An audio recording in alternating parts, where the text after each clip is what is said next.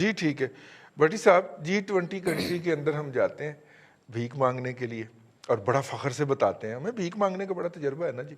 भीख मांगने का जी इतने 1 साल के लिए उन्होंने हमारा डिले कर दिया। आपको पता है उस G20 के अंदर इंडिया भी बैठा हुआ है। यानी एक साइड पे आप उससे भीख मांग रहे हैं, दूसरी साइड पे आप किस मुंह से उससे कश्मीरियों के हकूक़ मांगेंगे जब आपने अपने आप को इस कदर जलील कर लिया है, इस कदर घटिया साबित कर दिया है कि आप भीख मंगे हैं, आपको भीख मांगने के अलावा कोई काम ही नहीं आता, तो आप हकूक़ की बात कैसे कर सकते हैं यार? रईस साहब, बात यह है कि कश्मीर पर अब बात करते हैं ना तो दिल बहुत दुखता है। अब तो आंसू भी नहीं बचे, शायद वो जो होती हैं सिसकियाँ वो भी दबी दबी हो के ख़त्म होना शुरू हो गई हैं। आप एक तरफ हमारे अपने मुसलमान जो मुल्क हैं वो उनके साथ हमारे साथ खड़े होते हैं, दूसरी जाने वो कहते हैं नहीं जी नहीं, तजारत अपनी जगह है, ये बाकी अब काम अपनी जगह है। उनकी इंडिया के साथ, भारत के साथ अरबों खरबों रुपए के तजारत वो करते हैं, बल्कि अब तो इंडियन उनको गालियां भी देते हैं। जी जी, उनकी बेटियों को, उनकी बहुओं को, उनकी माओ को, उनकी बहनों को गालियां भी देते हैं वो। बिल्कुल ऐसे ही है। अब आपने किया क्या जी कि हम भारत जो कर रहा है, रईस साहब ने भी कहा, आपने भी शुरू में कर दिया, अपना अब्दुल्ला मलिक साहब भी बोल पड़े। देखिए, भारत को रेजिस्टेंस तो है ही कोई नहीं है किसी भी तरफ से।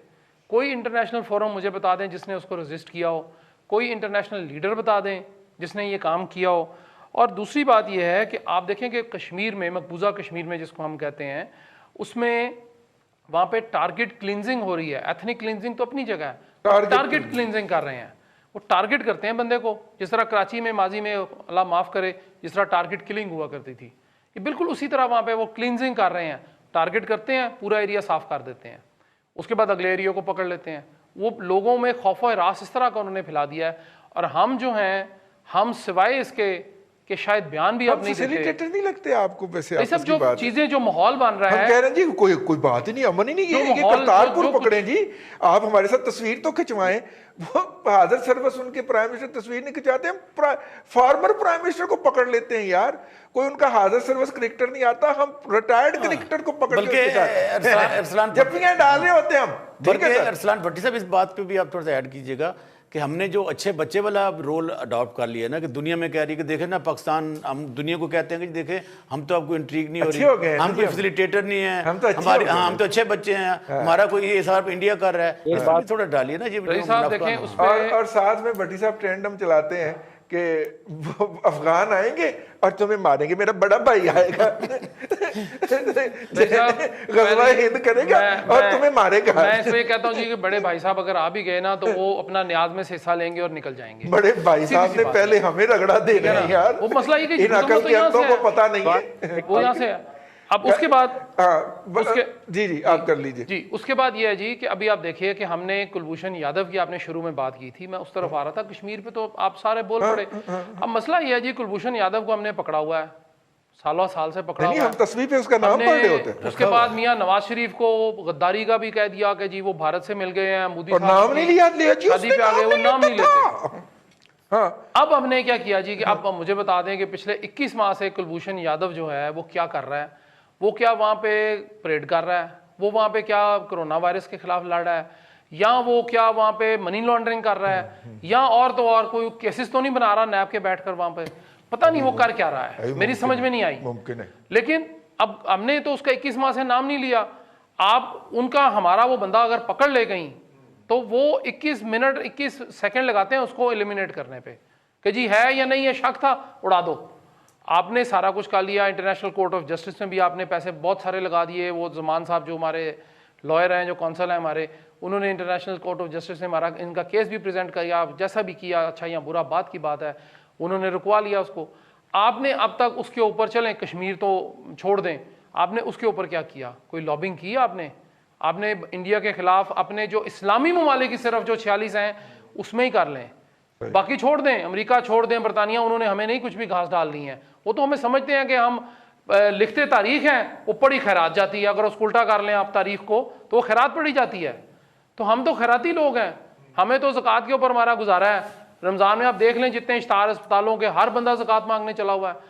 और खुदारा आप कम से कम एक तरफ जो है अपनी कौम को लगा दें कि भाई ये हमारा मसला है। मांगने की तरफ लगाया तो हुआ है पूरी कौम को, टाइगर फोर्स बना दिया हमने मांगने के लिए यार, और आप क्या चाहते हैं हमसे? फिर आपको याद होगा कि खान साहब आज़ाद कश्मीर गए थे, जिसमें आज़ाद कश्मीर के वज़ीर आज़म ने खड़े होकर कहा था, खान साहब आप पीछे हट जाएं, हम इंडिया की यूं बॉर्डर क्रॉस कर देंगे, हम ये से ये कर देंगे, अगर आपको याद हो, सबको याद होगा। तो खान साहब ने वहां भी कहा, देखें बात ये है कि हम अफोर्ड नहीं कर सकते, जंग हमारे मसले का हल नहीं है, और हमारी इकॉनमी के हालात देखें। और खान साहब को ये ज़ाहिर है एक चीज़ का पता भी होता है ना, अपने घर का, अपने पेट का सबको पता होता है कि हमारे क्या मसाइल हैं। और हमें ये भी पता है कि हम एक 1/10 होंगे शायद इंडिया के लिहाज से। कल को अगर न्यूक्लियर वॉर भी होती है तो वो 4 बम पड़ेंगे, हम यहाँ से हम फारिग हो जाएंगे, इंडिया तो फिर भी शायद काफी बड़ा शायद बच जाए। तो ये जो ओवरऑल जो सिनेरियो है, इसको एड्रेस करने का सबसे पहले तो ये है कि आप अपने दाने दूने ठीक करें, अपने एक यूनिफॉर्मिटी और एक यूनिटी पैदा करें, और कश्मीरियों को जो है खुद एक अपनी जंग को लड़ने दें, उनको उनको मॉरल सपोर्ट रखें और इंटरनेशनल कम्युनिटीज को ऑन बोर्ड करें। और दुनिया बिल्कुल भी ठीक है, तभी आपकी सुनेगी कि जब बिल्कुल आप एक ठीक। खुद यूनिटी के साथ, यकजुई के साथ, लीडरशिप अंडर ए वन लीडरशिप बात करें। जब सही, दुनिया को पता नहीं होगा कि यार बात ठीक, किससे करनी है, ठीक हो गया, पॉलिटिकल ठीक हो इमरान गया। खान मैं से आता हूँ बात दोबारा आपकी करनी है तरफ, या मैं करनी है। आता हूँ दोबारा। तो ये अब हमारे प्राइम जी मिनिस्टर साहब फिर कहते हैं कि जी मैं फ़ोन करता हूँ तो मोदी मेरा फ़ोन अटेंड नहीं करता, और जब आप बराबरी की बुनियाद के ऊपर वहाँ पे जाके बात कर रहे थे तो बहुत तकलीफ थी उसको, बहुत तकलीफ थी उनको ना कंटेनर से, जब आप बराबरी की बुनियाद पे बात कर रहे थे। तो अब हमें बता रहे हैं, अपनी बेइज्जती का किस्सा सुनाते हैं कि मैं फ़ोन करता हूँ तो वो फ़ोन अटेंड नहीं करता। तो यार ये बात बताने वाली नहीं, ये तुम्हारी बेइज्जती है भाई, अपनी बेइज्जती करवा रहे हो, मुल्क की भी बेइज्जती करवा रहे हो। अब गोइंग फॉरवर्ड जी, ये जो जो कुछ भी है इस वक्त मौजूदा हुकूमत जिस तरह कश्मीर को हैंडल कर रही है, मतलब एवं ही जेहन में आया एक सवाल, करतारपुर के बाद अगला हिस्सा कौन सा है जो हम भारत को ऑफर करेंगे? देखिए, सबसे बड़ा हिस्सा तो कश्मीर वाला ही है। वो तो हमने पहले ऑफर किया ना, फिर उसके चुंगे में हमने करतारपुर ऑफर किया। अब कौन सा हिस्सा है? मेरा ख्याल कश्मीर में ही कोई हिस्सा हम ऑफर करेंगे, या हम अफगानिस्तान की तरफ कोई हिस्सा देंगे, क्योंकि उधर भी हमने एक हिस्सा मेरा ऑफर ख्याल है किया कि कश्मीर वाला जो कि एक कोर इशू है, तो इसी में से कुछ हम उनको देंगे। और फिर अफगानिस्तान में तो यकीनन हम कह रहे हैं कि अगर आपके पास कोई पॉजिटिव पॉइंट्स हैं तो आ जाएं, आप भी हमारे डायलॉग में आ जाएं। देखिए रजी साहब, बात बड़ी वाज़ेह है।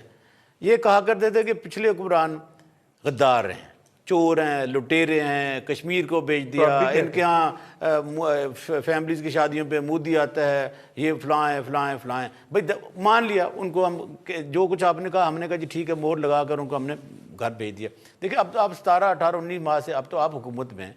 आप जो कुछ कहा करते थे, बड़ी बड़ी दबंग बातें किया करते थे, इंटरनेशनल फोरा पे आपने जाकर बात की, आपने कहा कि जी, फिर कहा कि इंडिया में इलेक्शन होने जा रहे हैं, अल्लाह करे मोदी जीते और वो जब आएगा तो कश्मीर के मसले का हल करेगा। वो आपके ख्वाबों की तकमील तो वो ज़रूर कर रहा है, लेकिन हमें अफसोस इस बात का है कि जो कुछ कश्मीर में हो रहा है वो समझते हैं कि शायद माजी की तरह अब ये भी हुकूमत हमारे पीछे है, मॉरली हमारी मदद कर रही है, हमारे लिए आवाज़ बुलंद करती है। अगर इस किस्म का हम धोखा उन्हें देते रहेंगे तो वो जो आवाज़ें कश्मीर से बज़ात खुद वानी की शहादत के बाद उठना शुरू हुई थी, और उन्होंने जो अपनी जो बागडोर अपने हाथों में ली थी और अपने फैसले खुद करने लग गए थे, तो हम तो उनको भी नुकसान पहुँचा रहे हैं, हम उनकी शहादतों को नुकसान पहुँचा रहे हैं, हम खुद उनके जालमों में शुमार हो रहे हैं। हम उन्हें ये कह के कि हम आपके साथ हैं, हम बातचीत कर रहे हैं, दुनिया को डायलॉग में शामिल कर रहे हैं, ये सारे का सारा फिर हमें एक फ़रेब सा लगता है। और अच्छी बात नहीं होगी हमारी मौजूदा हुकूमत के लिए